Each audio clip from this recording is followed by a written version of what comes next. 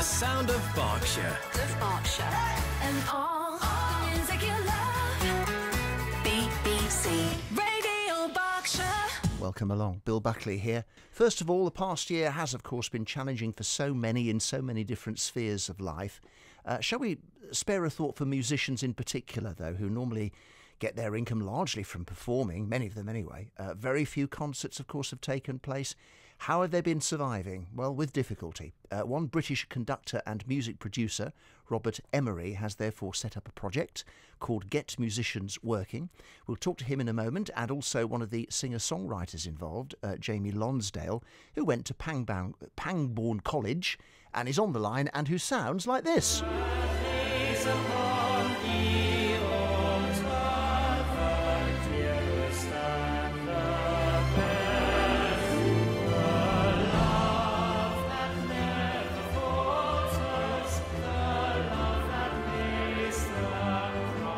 So the very beautiful I Vow to Thee, My Country. So good morning, Robert and Jamie.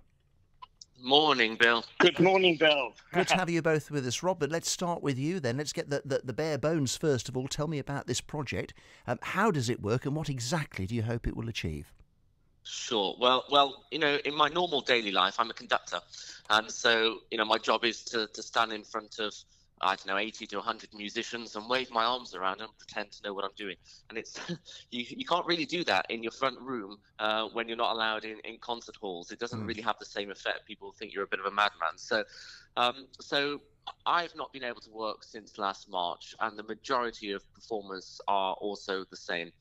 And I decided to set up getmusiciansworking.org specifically to help all of these musicians. I mean, there are shocking statistics, Bill. 34% of all professional musicians are considering abandoning their career for good because they can't afford to be a musician. 33% haven't been able to claim any government support at all. And I've got friends who've lost their homes, all of their savings have disappeared, they've had to move back in with mum and dad. And it's a disaster. And so I set up getmusiciansworking.org specifically to raise money for these musicians who are unable to earn anything because the venues have been locked down since last March, and we've not been able to go and do our job.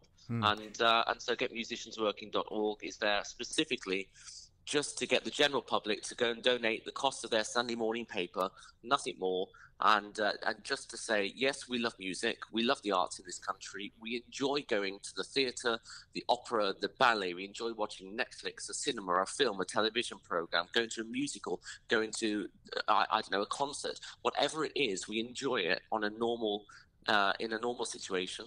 And at the moment, we can't enjoy it, so we got to go and support the musicians who are seriously struggling. And that's what Get Musicians Working is about. Right. And you're quoted as saying, which I think is greatly to your credit, Get Musicians Working isn't going to save lives. It isn't going to find a treatment for cancer. You would nonetheless say that music is perhaps more important than we realise. Do you think we largely take music for granted? Well, I think we do take music for granted, and I'm pleased we do. I don't think we should. I don't think we shouldn't. You know, music is within us. We can open our mouths, and most of us can produce a decent sound and sing. So most of us can produce music. But you're right. You know, we're not curing cancer, and we're not stopping global warming or any of the other major disasters. And so I've had a lot of people say, "Well, why should I give to you? You know, why should I give to you?"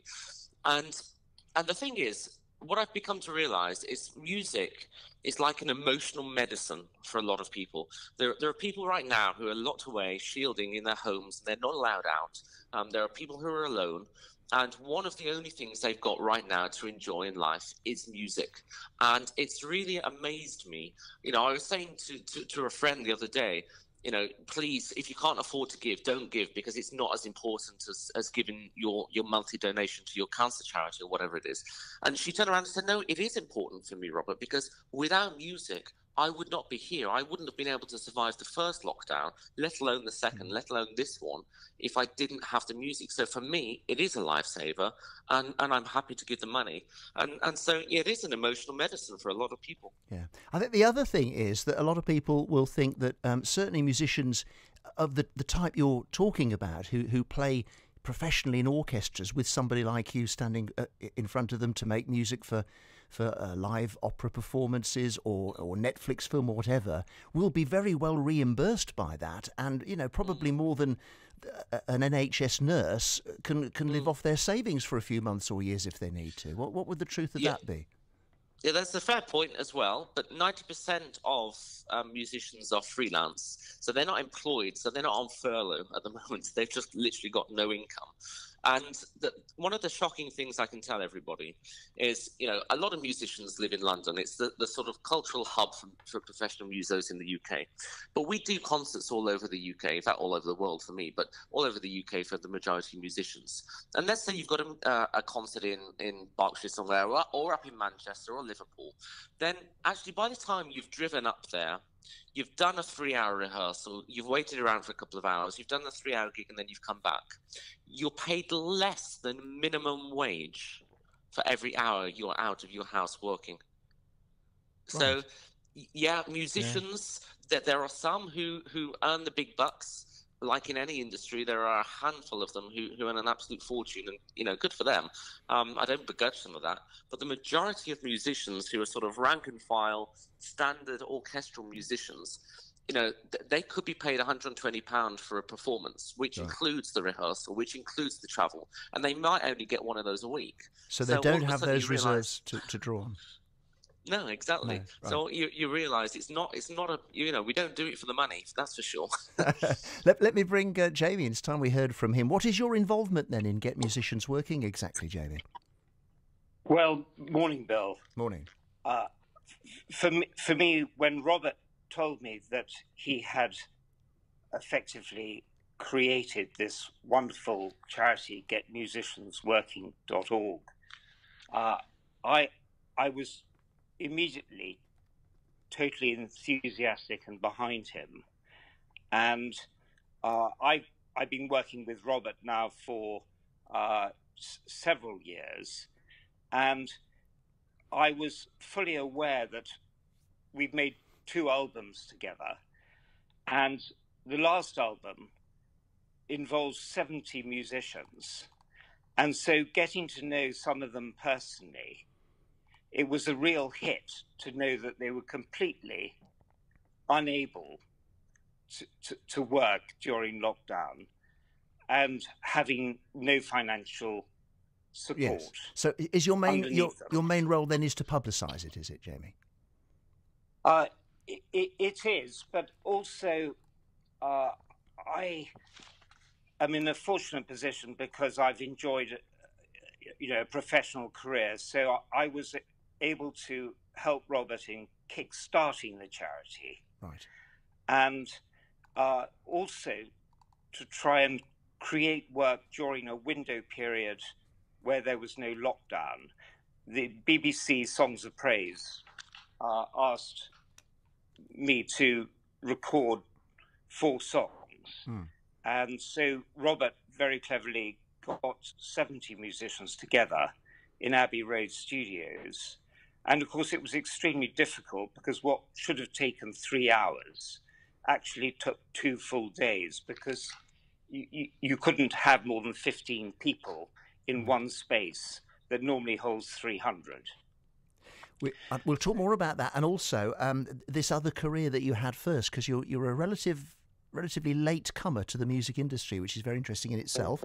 But we'll pause for a song first of all from Bob Marley and the Wailers, and Could You Be Loved? BBC Radio Berkshire, Bob Marley and the Wailers. Could You Be Loved? Bill Buckley with you in the middle of a conversation with conductor and musician Robert Emery, who has set up a charity to help musicians, professional musicians who've had no work in many cases and do not receive state aid in quite a lot of cases, called Get Musicians Working during the pandemic, and also Jamie Lonsdale, who is a singer and songwriter and is involved in the campaign and had a whole other career, Jamie, before you entered the music industry relatively late in life, which is fascinating. Tell us briefly about that. What did you do before? How did you make the change? Well, Bill, initially as a boy, I always wanted to join the Royal Navy. So that was my first port of call, was to go to Dartmouth, aged 19, and spend then 5 years at sea, which was a wonderful training and very enjoyable. But I was very fortunate in that I had a family farm. In those days, it was Berkshire. But then, of course, in 1972, they moved the boundary, and we suddenly became Oxfordshire. Yeah. And that took 100% of my time for about 25 years. Gosh. And luckily, at the end of my garden, there was a wonderful soprano who was giving singing lessons, Betty Bleakley, and she taught many people in Berkshire and Oxfordshire, and indeed gave concerts around both counties. And so really thanks to Betty and her husband Desmond, I got into music late. Right. I think my first singing lesson was at 38. And what I say to people is, it's never too late. Whatever your passion is, but don't feel it's too late.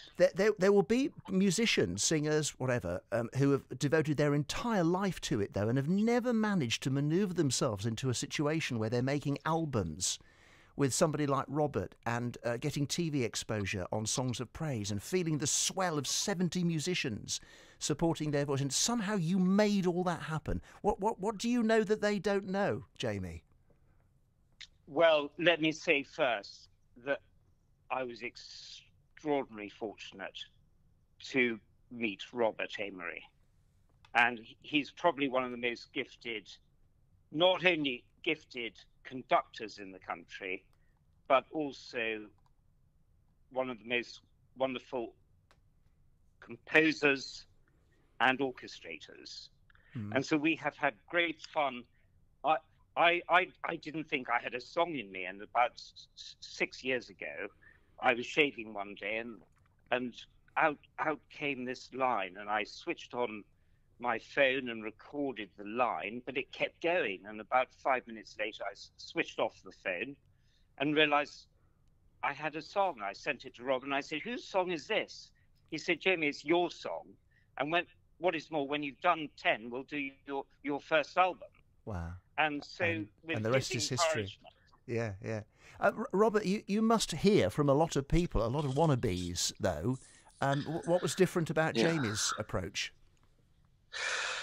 I just liked the fact that he wasn't a professional musician, and I liked the fact that he hadn't had professional training, and it was a bit of a challenge for me. It was a bit of, how do I make this person who is hungry for this and will move heaven and earth to make it happen? How do I give him what he desires? And I just really loved the challenge. And you're right. I mean, I get between 10 and 20 emails a week asking for people for me to produce their albums, and pretty much all of them I turn around and say, "No, thank you very much. It's I don't quite have the time, or I don't think you're the right fit for me." But for some reason with Jamie, I liked his attitude. I liked he's willing as well to invest in British musicians. An awful lot of people want to make their albums as cheap as possible. And so they go out to places like Prague, where you can hire an orchestra for about a quarter of the price of the UK, and a lot of people do that. And Jamie was resolute from the beginning. No, we're going to do this. We're going to employ musicians in the UK. We're going to record this in the UK. We're going to support British musicians. And I just loved that attitude, and the fact that when we came out of the first lockdown, we had the opportunity to go into Abbey Road and do this recording, and we could have done a small thing around a piano with just Jamie and myself, and that's it. And he turned around and said, "No, we've got to support these musicians that are struggling. So let's get a full symphony orchestra into Abbey Road and let's do it." Which brings us, that's admirable. Yeah, brings us all the way around to where we started again. If we want to help out all those musos who haven't been able to work for nearly a year now, your new charity is getmusiciansworking.org. Thank you both so much for being with us on the programme. Really enjoyed that. All the best. Thank you, Bill. BBC Radio Berkshire, here's McFly and Happiness. It's your travel and weather on the other side of this, right here on BBC Radio Berkshire.